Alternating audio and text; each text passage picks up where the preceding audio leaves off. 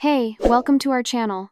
Make sure to subscribe and turn on the bell so you never miss our latest content. For the 10 years Clara and I were married, I firmly believed that love was something you built, not something you found, already perfect, like a seashell washed up on the shore. No, love was a project, an undertaking, an architecture of the heart, made of patience and effort, and the 1,000 daily choices you make to show up for someone. I never expected perfection. I knew better. Life wasn't a fairy tale. There were disagreements, of course, tense silences over breakfast, sharp words in the car. But I saw those moments not as failures, but as stress tests. Getting through them, I believed, was what mortared the bricks together, making the entire structure stronger. It was the proof of the work. I gave myself to our marriage as naturally as breathing. Loving Clara was woven into the fabric of my day, an instinct as deep as my own pulse. I did it without thinking, without ever expecting a medal. My commitment was a quiet thing, a constant, low hum beneath the noise of life. Every morning, I was the first one awake. The house would be still, wrapped in the cool, gray light of dawn. I'd move through the quiet rooms, the floorboards cool under my feet, and my first act of the day, every single day, was to make coffee. Not out of obligation, not because she couldn't do it herself. I did it because I loved the ritual. I loved the earthy smell of the beans as they ground. I loved the gurgle of the machine as it came to life. But most of all, I loved seeing her face when I brought that first cup to her. Sometimes she'd still be half asleep, her hair a beautiful mess against the pillow. She'd murmur a thank you, her voice thick with dreams. Other times, she'd already be scrolling through her phone, and she'd just take the mug with a distracted nod. Sometimes, she didn't even acknowledge it, and I didn't mind. I truly didn't. For me, that was love. It was in the gestures. Simple, almost invisible, but they were filled with my intention. A silent declaration I made every single morning. I am here. I am thinking of you. In my eyes, Clara was everything. She was the blueprint I never knew I was searching for. Intelligent, with a quiet strength that I found endlessly captivating. She had this sweet, measured way of speaking, and a calm smile that seemed capable of silencing any storm inside me. I saw her not just as she was, but as the sum of every beautiful moment we had shared. I idealized her. I see that now. I built a statue of her in my mind, carved from every little gesture, every shared laugh, every quiet evening. And that ideal, that perfect statue of Clara, it started guiding my life. I gave up parts of myself without a second thought, not because she asked me to, but because I believed it was what our love required. A promotion came up at work, a big one. It would have meant more money, more prestige, but it also meant more travel. Long trips, sometimes weeks at a time. I saw the choice clearly. It wasn't a choice between a job and my wife. It was a choice between my ambition and my presence. I chose presence. I wanted to be the husband who was there to have dinner with her every night. The one who heard about her day, face to face, not through a crackling phone line from a hotel room 1,000 miles away. I turned it down. I never told her it was a sacrifice. My friends would call, asking me to go out for a drink, to watch a game. More and more, I found myself saying no. I preferred the quiet comfort of home, of an evening on the couch with Clara. I learned to cook. I'd never had any interest before, but I found her favorite recipes online. I spent hours learning to get the sauce just right for her pasta, to bake the lemon tart she loved. Even though I didn't have much of a sweet tooth myself, the joy wasn't in the cooking. It was in her reaction, that small, satisfied sigh after the first bite. That was my reward. I planned our vacations with the precision of a military campaign, researching every detail, booking the best restaurants, finding the quiet, hidden spots I knew she'd appreciate. All I ever wanted, was to see her eyes light up, to know that I had created a moment of happiness for her. The love I gave was a vast, deep ocean, so vast and so deep that I never stopped to ask myself if I was getting the same in return. I just assumed her ocean was there, beneath the surface. I just assumed we were swimming in it together. From the outside, we were the perfect picture of stability. No public fights, no dramatic scenes. We were Elias and Clara, the solid couple, the ones who had it all figured out. But for Clara, I see it now. That stability had slowly, imperceptibly, turned into predictability, and predictability, in the end, curdled into boredom. I never noticed. I was too busy. I was too busy being the husband I believed she wanted. Too busy maintaining the structure I had so carefully built. Our conversations, once lively and full of discovery, dwindled over time into logistics. Who's picking up the dry cleaning? Did you remember to pay the electric bill? I told myself it was normal. The natural rhythm of a long-term marriage. The comfortable shorthand of two people who knew each other inside and out. Physical affection became rarer. A quick peck on the cheek in the morning. A tired arm slung over my shoulder on the couch. I brushed it off as stress. Her job was demanding. My job was demanding. We were adults. We were tired. It was a phase. The silences grew longer. Deeper. They filled the car on the way to dinner parties. They filled the space between us at the kitchen table. And I took them to mean comfort, the kind of mature, evolved silence where words weren't necessary, the kind where just having the other person there was enough. The thought that I was loving alone, it never once crossed my mind, not even as a fleeting, paranoid shadow. How could it? She was still there, sleeping in our bed every night, going to social events with me, her hand resting lightly on my arm. We made daily decisions together, about finances, about the house. Her absence wasn't a physical one, it was an emotional one, a slow, quiet, drifting away that was too subtle for me to interpret as a warning sign. It was a fog rolling in so gradually that I didn't realize I couldn't see the shore anymore. And deep down, I kept believing. I clung to the belief that what we had, this structure I had poured my life into, was strong enough to last forever, that it could withstand any storm, any silence, any phase. Clara, for her part, never complained.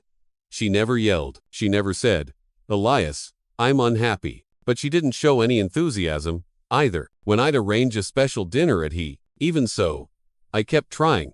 I kept building. I kept maintaining. I told myself it was just a phase. All couples go through phases. And phases, they pass. For years, I carried the weight of the love I believed we shared. I carried it alone. And the cruelest part of it all, the part that twists in my gut even now, is that I never realized how much of myself I was giving up in the process. I was so focused on keeping the flame alive that I forgot to check if I was still warm. I forgot to look in the mirror and ask myself if I was still happy, if I even recognized the man staring back at me, a man who acted more out of habit than desire, a man who smiled beside a woman who was, slowly, silently, becoming a stranger. In my mind, these were just the challenges of married life. The compromises, the sacrifices. And I put up with everything because I believed real love demanded sacrifice.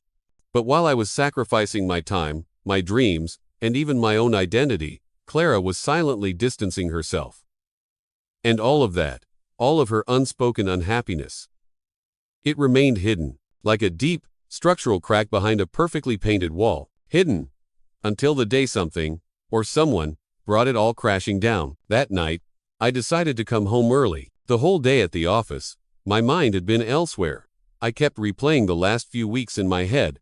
The silences had felt heavier, Clara more distant than usual. A quiet alarm bell, one I'd been ignoring for too long, finally started ringing loud enough for me to hear. I decided on a simple surprise.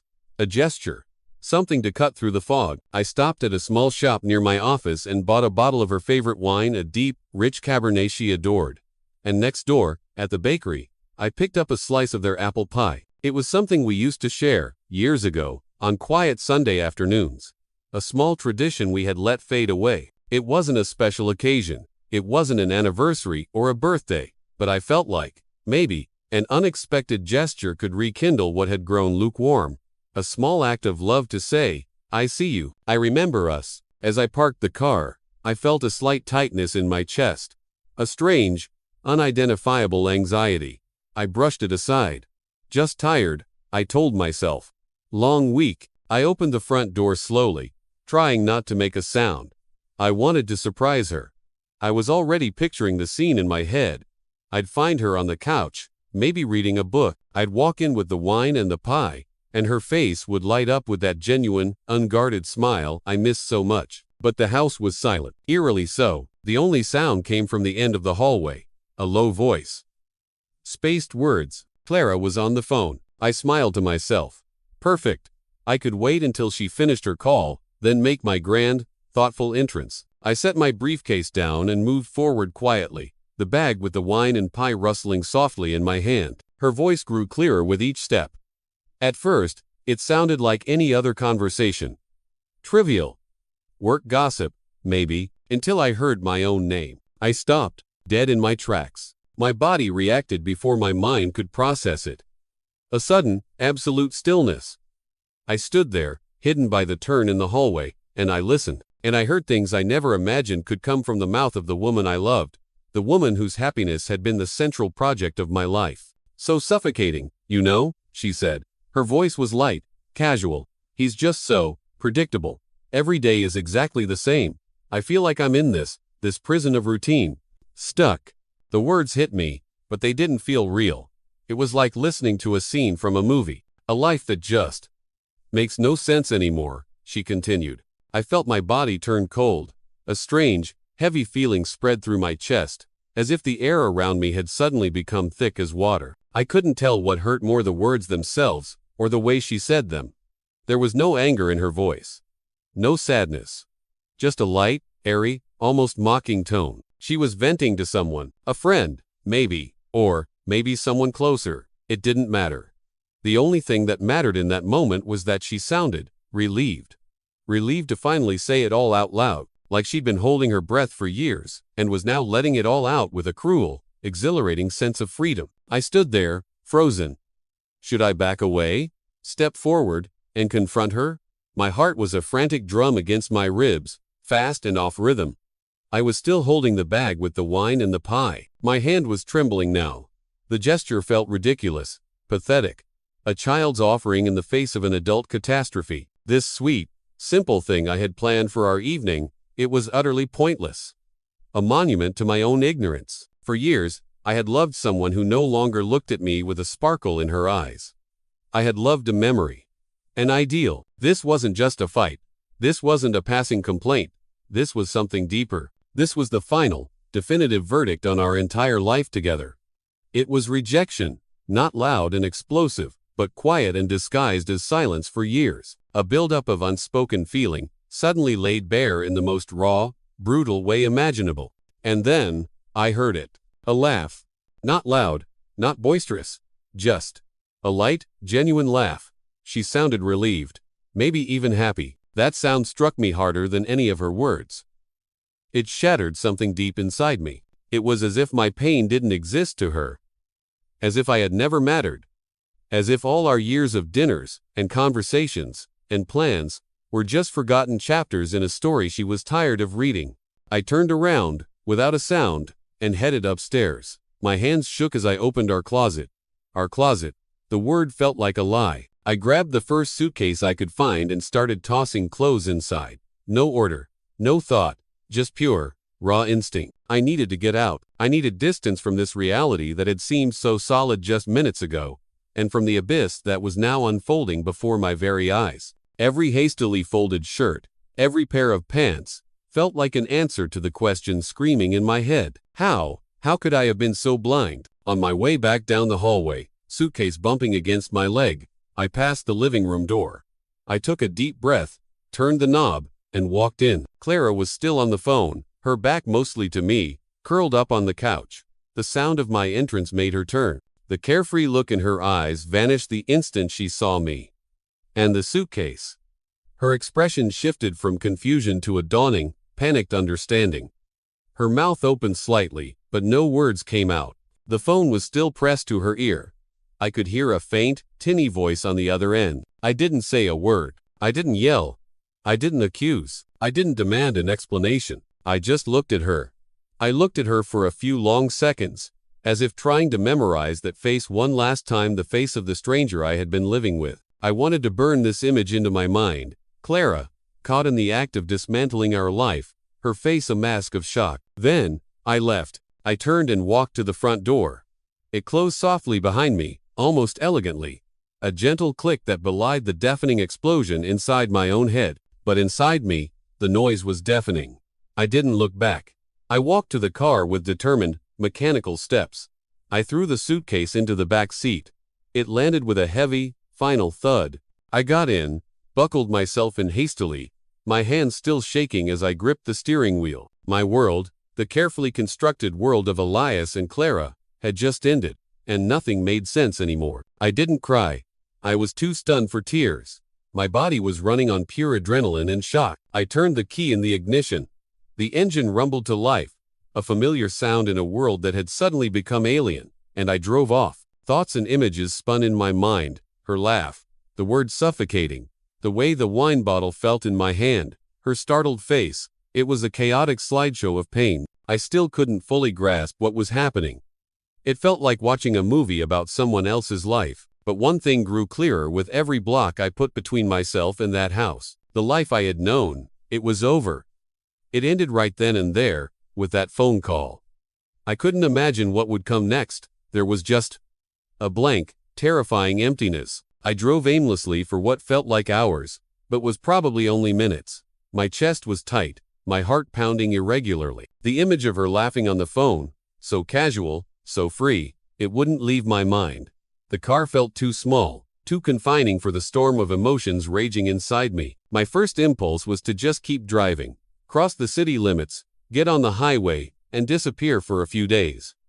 Go anywhere I could be far from her, far from that house filled with lies. But my body was exhausted. My head was spinning. The heavy suitcase in the back seat was a stark reminder that I needed shelter. A place to breathe. A place to fall apart. I turned onto a side street and parked in front of a simple hotel near my office building. A regular, anonymous place. No charm, no memories.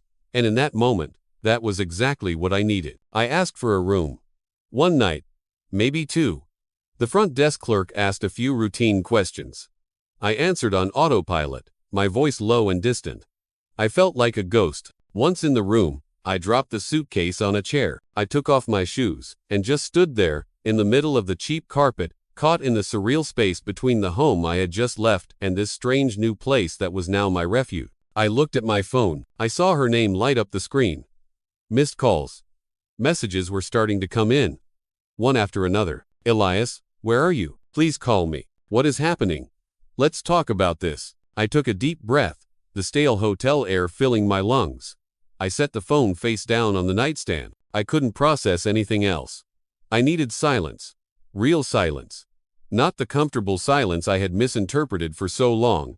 I needed the empty, sterile silence of this room. I needed distance, and I needed time. Meanwhile, back at the house, Clara sat on the living room couch, phone still in her hand.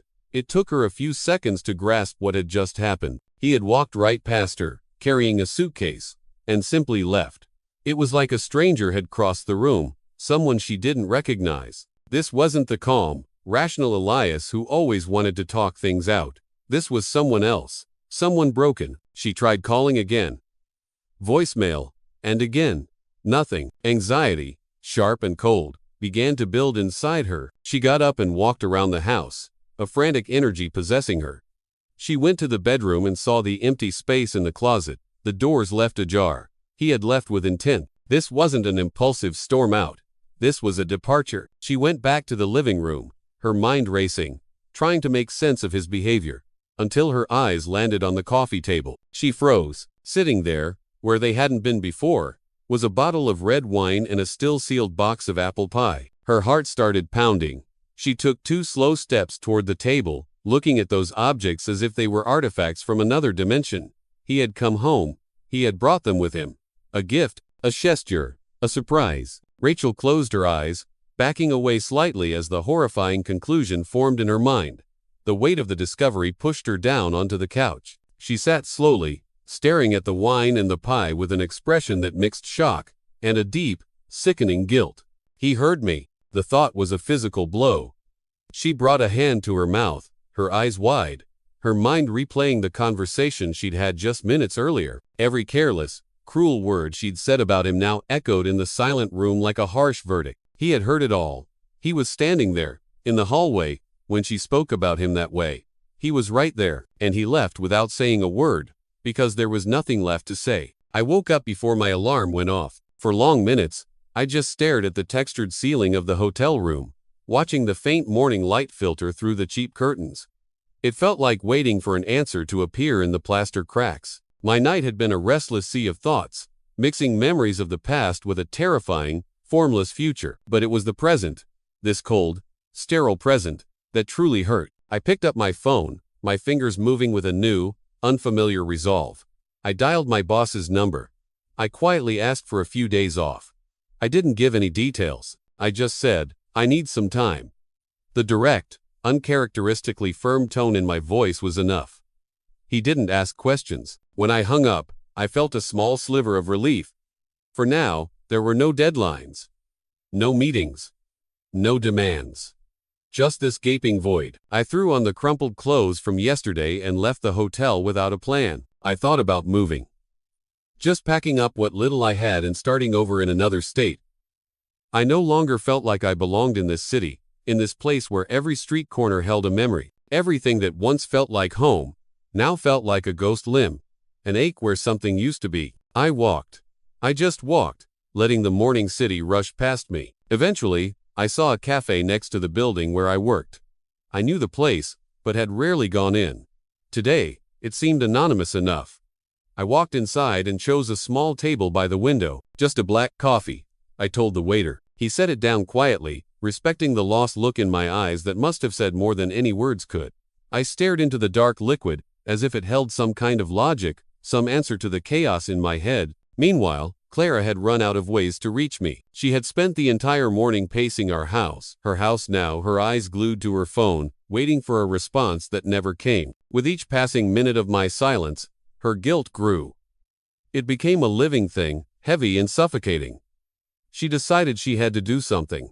She needed to see me. She needed to look me in the eye and say all the things her pride, her boredom, her selfishness had kept locked inside for so long. She grabbed her car keys and drove to my office. She walked quickly through the reception area, her heart pounding, and asked if I had shown up that morning. The receptionist checked her system.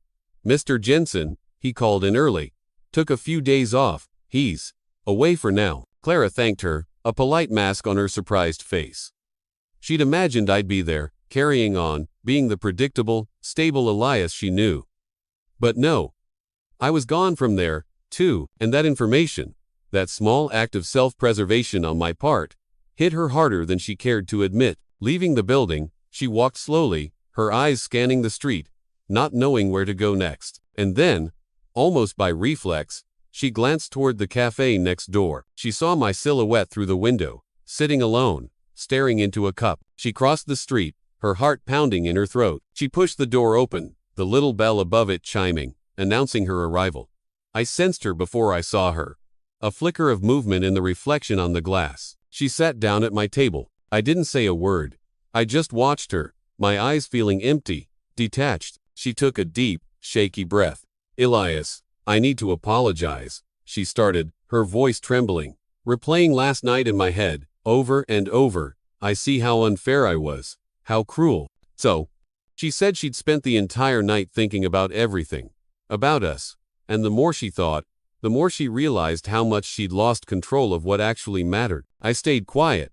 My eyes were locked on hers, not with anger, not anymore, just with a calm, resolute emptiness. Then, I spoke.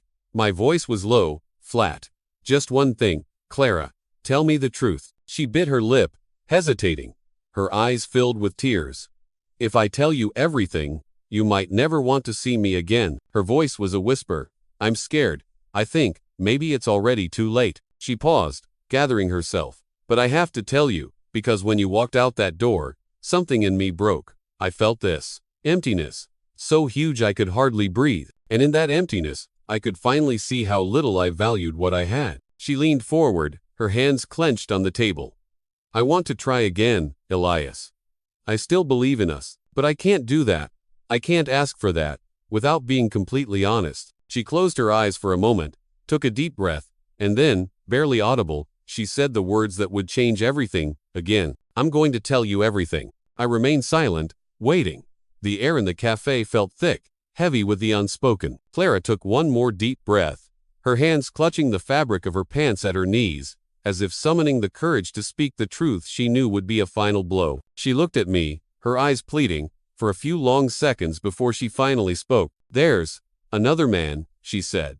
The words were quiet, but they sliced through the air between us like shards of glass. Over the last few weeks, I've been involved with someone. Someone I met at the gym. I showed no reaction. My expression didn't change. My eyes were unblinking, fixed on hers. Inside, something that I thought was already broken broke again, but on the surface, there was only a chilling stillness. She rushed to explain, the words tumbling out in a desperate torrent. It wasn't love, Elias. I swear it wasn't. It was loneliness. It was a void I tried to fill with quick, fleeting attention. I was confused, lost inside myself, and it just happened. She shook her head, tears now streaming down her face. I'm not making excuses for my mistake. I know what I did. I was selfish. Immature. I chose to run from my own pain instead of facing it with you. She looked at me, her gaze desperate. I'm telling you now because I want a fresh start. A real one. I can't do that holding on to this burden. I love you, Elias. Your absence. It feels like a knife twisting inside me. I want to erase everything. I want to do things differently. I promise, I'll break it off with him. Today. I'll never see him again. I'll cut him out completely. Please. I listened. I listened to every word without interrupting. The coffee in front of me was cold now, untouched. My hands were resting on the table, perfectly steady. But there was a tension in my body, a rigid stillness that Clara had never seen before. When she finished, when her tearful confession finally tapered off into a choked silence, I just stood up, slowly, deliberately. I picked up my phone from the table. I slipped my wallet back into my pocket. I pushed my chair in, the legs scraping softly against the floor without making a sound. I looked at her one last time. The woman I had spent a decade loving. The woman who was now a stranger crying in a cafe. And in a firm, clear voice. A voice devoid of heat or passion. A voice that was colder than steel. I said, please don't contact me anymore. I paused, letting the words hang in the air between us. My lawyer will be in touch. I turned and walked out of the cafe. I didn't look back. I didn't hesitate. Clara stayed behind, her body frozen in place, a silent sob catching in her throat, my final words echoing in the space I had just vacated. The little bell on the door chimed as I left, and then there was only silence. 2 months later, I was living in another city, far from the streets that held our ghosts, far from the places where my old memories could still ambush me. I'd asked for a transfer at work, a move to the West Coast office, and it was granted easily. No one asked too many questions. I traded our spacious house for a small apartment on a quiet street, surrounded by strangers who didn't know my past. The anonymity was a comfort. I started running in the mornings. I'd watch the sun rise over a new skyline, the crisp air burning in my lungs, my feet pounding a steady rhythm on the pavement. It was a simple, physical act that grounded me in the present. I discovered a new coffee shop, a small, independent place where the barista learned my order by the second week. The usual, Elias, she'd ask with a friendly smile, and that simple act of being seen, of being known in this new place in such a small way, felt like an anchor. The days still brought memories, of course.